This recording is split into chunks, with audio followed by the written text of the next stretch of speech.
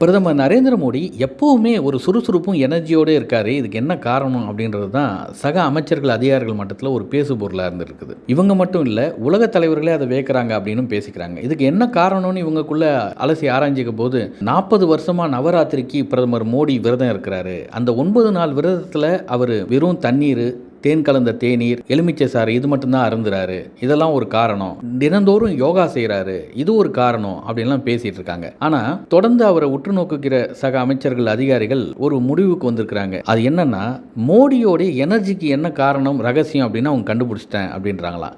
ஆய்வு கூட்டங்கள் நீண்ட நேரம் போனால் கூட அவர் எனர்ஜியாக சுறுசுறுப்போடே இருக்காரு, சோர்வு ஏற்படுறதில்ல. அதுக்கு என்ன காரணம்னா, அங்கே வைத்திருக்க தண்ணீரை அவர் அவ்வப்போது 1-2 மடக்கு அவர் குடிச்சிட்டே இருக்கிறாரு. இதுதான் மோடியோடைய எனர்ஜிக்கான ரகசியம் அப்படின்னு கண்டுபிடிச்சிருக்கிறாங்க. இப்போ சக அமைச்சர்கள், அதிகாரிகளும் இதை பின்பற்ற தொடங்கிட்டாங்கன்னு டெல்லி வட்டாரங்கள் சொல்லுது.